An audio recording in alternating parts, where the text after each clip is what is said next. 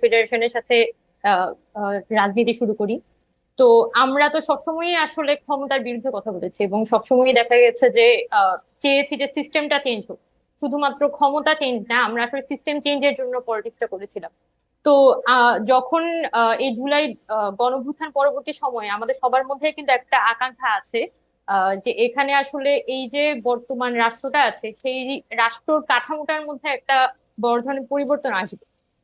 এবং সরকার, আমি কিন্তু প্রত্যেকবার কথা বলার সময় এই আলাপটা তুলি যে সরকারের মধ্যে কিন্তু অনেক ধরনের তাদের সীমাবদ্ধতা আছে।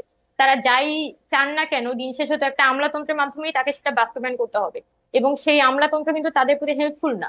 কিন্তু আমার যেটা আহ, আহ, সমালোচনার জায়গাটা, সেটা হচ্ছে গভর্নমেন্ট ক্ষমতায় নেয়ার সাথে সাথে এখানে কিন্তু বিভিন্ন সিভিল সোসাইটি বলি বা পলিটিক্যাল পার্টিও বলি বা আমরা ছাত্ররা বলি, আমরা কিন্তু বারবার এখানে বলে যাচ্ছিলাম যে আপনারা আহতদের ব্যাপারে একটা পরিকল্পনা সাজান। এখানে কি ফর্মে আপনারা তাদেরকে সেবাটা দিবেন সেটার একটা পরিকল্পনা সাজিয়ে আপনারা জাতির সামনে প্রকাশ করুন, যাতে এটা নিয়ে কোনো তৃতীয় পক্ষের সুযোগ নেওয়ার সুযোগ না নিতে পারে।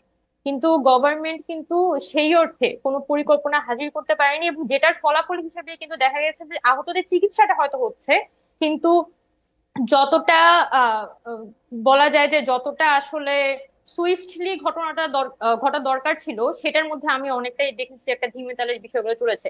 আবার দ্রব্যমূল্যের ক্ষেত্রেও সরকারকে কিন্তু যখনই জিজ্ঞেস করা হচ্ছে আপনারা আসলে সিন্ডিকেট ভাঙার নিয়ে আপনাদের কি পদক্ষেপ, তারা কিন্তু পরিষ্কার কোনো জবাব দিতে পারছে না। তারা মানে এটা জনগণের সাথে যে একটা কানেক্টিভিটি, একটা গভর্নমেন্টের তো যদি আপনি একটা পলিটিক্যাল গভর্নমেন্ট দেখেন, পলিটিক্যাল সরকার সবসময় কিন্তু তার একটা চেইন অফ কমান্ড থাকে। একদম রুট লেভেল পর্যন্ত তার এক কর্মী থাকে যার মাধ্যমে সে কিন্তু তার যে প্রচারণাটা সেটা করতে পারে। এখন এই সরকার তো আসলে জনগণের উপর উপর দাঁড়িয়ে হচ্ছে ক্ষমতায় এসেছে, একটা অভ্যুত্থানের উপর দাঁড়িয়ে ক্ষমতায় এসেছে, কোনো নির্বাচনের মাধ্যমে না। এবং সে কিন্তু তার প্রতি মুহূর্তে তার জনগণের কাছে সে অ্যাকাউন্টেবল। এবং আমি কিন্তু অ্যাজ এ জনগণ সবসময় কিন্তু সরকারকে ওই বার্তাটা আমি দিতে চাই যে আপনি আপনার জনগণের কাছে অ্যাকাউন্টেবল, এবং এখানে পিপলের সাথে আপনার কমিউনিকেশনটা মেনটেন করাটা খুব জরুরি। এবং আমি আমার প্রতিটা কথার মধ্যে দিয়ে যখন আমি সমালোচনাও করি, সেই সমালোচনাটা কোনোভাবেই আওয়ামী লীগকে আমরা যেভাবে করে ইয়ে করতাম, টার্গেট করতাম, সেই ফর্মে না। আওয়ামী লীগ তো টোটালি ইন্টেনশনালি ঘটনাগুলো ঘটেছে, পুরোপুরি ইন্টেনশনালি এখানে দুর্নীতি করেছে, হুম। চাঁদাবাজি করেছে, সিস্টেম গুলোকে তারা ধ্বংস করে ফেলেছে। কিন্তু এই গভর্নমেন্টে যেটা হয়েছে, বিগত সরকারের রেখে যাওয়া যে ধ্বংসাবশেষ সেটার উপর দাঁড়িয়ে একটা নতুন রাষ্ট্রে তাদের কাজ করতে হচ্ছে। এইটা ভেবেই তাদেরকে একটা গাইডলাইন দেয়া, সবারই উচিত আসলে তাদেরকে গাইড করা, তাদের সমালোচনা করা, এবং এই গভর্নমেন্ট যাতে আমরা একটা সাকসেসফুলি তার টেনিউরটা মানে শেষ হয়, এই ব্যাপারে তাদেরকে গাইড করা। আ- আ- এইটাই আ- আসলে মূলত আমার ওবামা উদ্দেশ্য থাকে। ওবামা দুইটা বিষয় এখানে একটু কথা বলতে চাই। আপনি আহতদের কথা বলছেন যে সরকার সেভাবে আসলে আহতদের চিকিৎসা করলো, বাকিদের সম্পর্কে কোনো রূপরেখা দিচ্ছে না, এই কথা কি আসলে ঠিক? আমরা দেখছি যে ডক্টর মোহাম্মদ ইউনূস যেখানেই যাচ্ছেন তিনি জুলাই আগস্টের আহতদের কথা সম্মানের সাথে স্মরণ করছেন, তিনি কৃতজ্ঞতার সাথে তাদের জন্য প্ল্যান দিচ্ছেন। গতকালও আমরা ডক্টর মোহাম্মদ ইউনূসের প্রেস সচিবের সাথে কথা বলছিলাম, তিনি কিন্তু একদম স্পষ্ট ভাষা জানিয়েছেন যে এইখানে যত কিছু আছে করা সম্ভব। আপনারা কি এটা একটা বাজওয়ার্ড হিসেবে করছেন কিনা, মানে বা বিরোধিতার খাতিরে বিরোধিতা করা, যাতে সরকারেও আপনারা থাকেন, বিরোধিতার খাতিরে আপনারা থাকেন, দুটা জায়গায় একটা থাকার জন্য বা নিজেদের রেলেভেন্ট রাখার জন্য সেটা করতেছেন কিনা? আপনি সিস্টেম চেঞ্জের কথা বলতেছেন, তাইলে কি আপনাদের সমন্বয়ক দেশে সরকারে যাওয়া ঠিক হয়েছে কিনা? আপনি যদি যে রাজনীতির কথা বলে আসলে আপনি ছাত্র ফেডারেশনের রাজনীতি ছাড়লেন, তাহলে কি আপনাদের একটা নিজস্ব রাজনৈতিক প্ল্যাটফর্ম থাকা দরকার কিনা, যেই রাজনৈতিক প্ল্যাটফর্মে আপনারা কথা বলবেন? নাকি আপনারা সরকারেও আছেন, বাইরেও আছেন, অনেকটা মানে ঠিক আচ্ছা, আমি আমি বুঝতে জি, পারছি আপনার জি। আলাপটা, আমি বুঝতে পেরেছি মানে যে মানে গত সরকারের সময় যাকে আপনারা ফেসিস্ট, আমরা সবাই ফেসিস্ট বলছি, সেই সরকার যেমন নিজে সরকারি দল ছিল, বিরোধী দল ছিল, এবং সেটি খুব বড় করে বলতো, আপনারাও কি এরকম একটা রুটিন ফলো করতেছেন কিনা? আচ্ছা, ধন্যবাদ। এখানে আহ ধরেন আহত নিহতদের যে পরিস্থিতিটা, এখানে ডক্টর মোহাম্মদ ইউনূস বলি তাদের, আমি কিন্তু বারবার বলছি যে সরকার কিন্তু বিভিন্ন প্রাইভেট হসপিটাল গুলোতে ট্রিটমেন্ট কিন্তু ফ্রি করা হয়েছিল।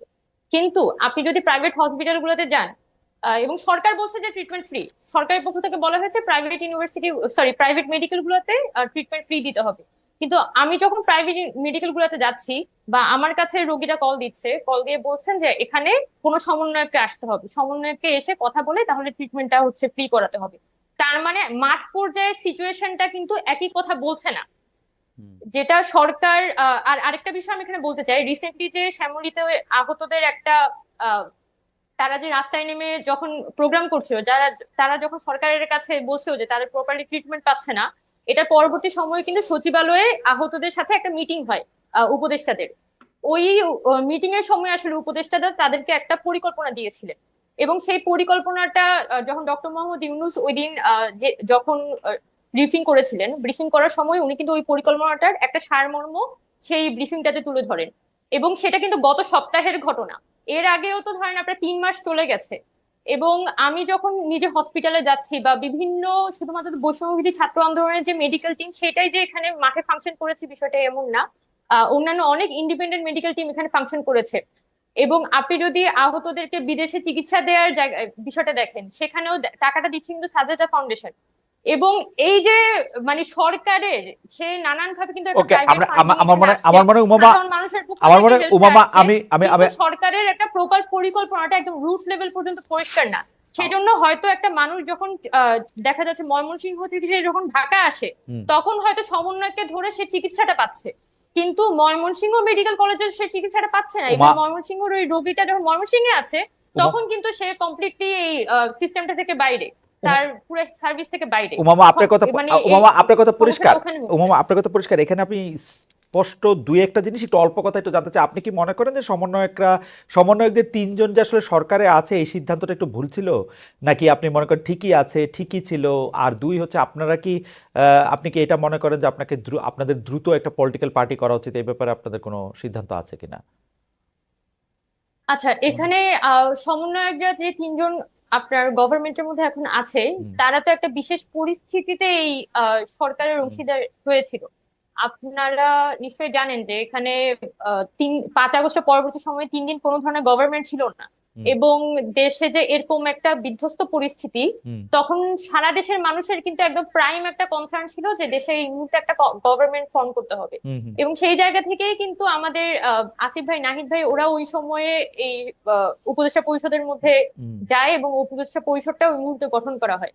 হুম, এবং এখানে ছাত্রদের যে যাওয়ার জায়গাটা মূলত হচ্ছে জনগণের সাথে, এখানে যাতে উপদেষ্টা পরিষদ যারা আছে তারা যাতে গণঅভ্যুত্থানের যে স্পিরিট ওকে, সেটাকে প্রপারলি আপহোল্ড করতে পারে, ওকে, সেটা নিশ্চিত করা, সেটার একটা চেক এন্ড ব্যালেন্স করা, এটা কিন্তু আমাদের সকল ছাত্রেরই ঠিক দায়িত্ব, আছে। এটা বৈষম্যবিরোধী ছাত্র আন্দোলনের দায়িত্ব। এটাকে আমরা স্পেসিফিক্যালি মানে করতে চাই। আপনি যে বলছেন যে সরকারে আছে, সরকারের হুম। বাইরেও আছে, এটাকে আমরা বলতে চাই এটা একটা চেক এন্ড ব্যালেন্সের সম্পর্ক আর গভর্নমেন্টের রাজনীতি, সাথে আমরা মেনটেন করছি। রাইট। কারণ এই সরকার তো আসলে দিন শেষে কোনো পলিটিক্যাল গভর্নমেন্ট না।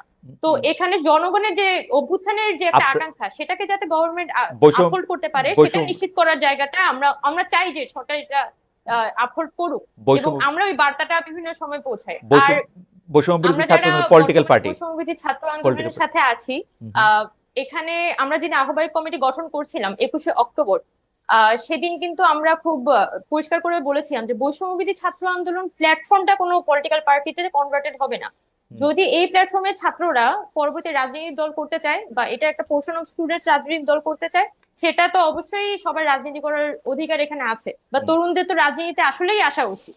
কিন্তু এই প্ল্যাটফর্মটাকে আমরা কোনো রাজনৈতিক দলে রূপান্তরিত করব না, এটা আমাদের পক্ষ থেকে সিদ্ধান্ত। ওকে। আমি শুধু এই কথাটি বলে রাখি যে আপনি একটা রাজনৈতিক প্ল্যাটফর্ম করবেন না এটি বলেছিলেন। আপনি কিন্তু এই কথাও বলেছিলেন যে শেখ হাসিনার পতনের মধ্যে দিয়ে বৈষম্য বিরোধী ছাত্র আন্দোলনের প্রয়োজন ফুরিয়ে এসেছে। আপনার সেই লেখার শেষ কথা ছিল আমাদের বুঝতে হবে কোথায় আমাদের থামতে হবে। এটি নিয়ে আমরা আপনার সঙ্গে আলাপ করব। কিন্তু তার আগে আমি একটু ছাত্রদলের সভাপতির কাছে একটু যেতে চাই। জনাব, আপনি জানেন যে ঢাকা বিশ্ববিদ্যালয় ছাত্রদলের রাকিব, আপনি জানেন যে ঢাকা বিশ্ববিদ্যালয় ছাত্রদলের পূর্ণাঙ্গ কমিটি ঘোষণার পর 4 দিনের মাথায় 6 জন পদ হারিয়েছেন, মানে পদ হারিয়েছেন। তাদের বিরুদ্ধে আমরা যতটুকু জেনেছি ছাত্রলীগ থেকে অনুপ্রবেশের অভিযোগ, নিষিদ্ধ ছাত্রলীগ থেকে ছাত্রদলের অনুপ্রবেশের অভিযোগ সারা দেশেই।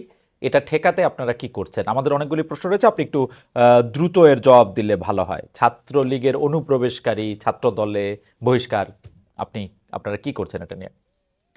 জি, একটি বাস্তবতা রয়েছে যে যেহেতু আমরা দীর্ঘদিন ক্যাম্পাস থেকে বিতাড়িত অবস্থায় ছিলাম, তখন এই পর্যায়ে এসে আমরা যখন জুলাই আগস্টের বাস্তবতার পর থেকে আমরা ঢাকা বিশ্ববিদ্যালয় সহ সকল ক্যাম্পাসে আমাদের সাংগঠনিক কার্যক্রম শুরু হয়েছে। তো সেই বাস্তবতায় যখন আমাদের কিছু সাংগঠনিক কার্যক্রমে সামান্য ভাবে একটু হতেই পারে, তো সেটি আমরা সাথে সাথে শুধরে নিয়েছি, অর্থাৎ আমরা কেন্দ্রীয় সংসদকে তদন্ত কমিটি করে দিয়েছি এবং তাদের সেই তদন্ত রিপোর্টের আলোকে আমরা যাদেরকে মনে করেছি যে হ্যাঁ তারা তাদের বিরুদ্ধে ব্যবস্থা নেওয়া প্রয়োজন আমরা নিয়েছি। হুম, আর ছাত্রলীগের বিরুদ্ধে আমাদের সুস্পষ্ট অবস্থান, হুম, একজন ছাত্রলীগের চিহ্নিত ছাত্রলীগের কোন কর্মীকে আমরা স্থান দেব না, কিন্তু যাদেরকে জোরপূর্বক ভাবে ছাত্রলীগ হল হুম। হলে থাক মানে একটা হলে সিট পেতে পাওয়ার ক্ষেত্রে ছাত্রলীগ করতে বাধ্য হয়েছে, কিংবা যারা সামান্যতম সেটা কেমনে রাকিব অপরাধে জড়িত না ফার্স্ট ইয়ারে, রাকিব সেটা কেমনে ফার্স্ট ইয়ার বুঝবেন? কেমনে বুঝবেন? মানে হ্যাঁ কাদের ফার্স্ট জোর ইয়ারে করা হয়েছে, কারা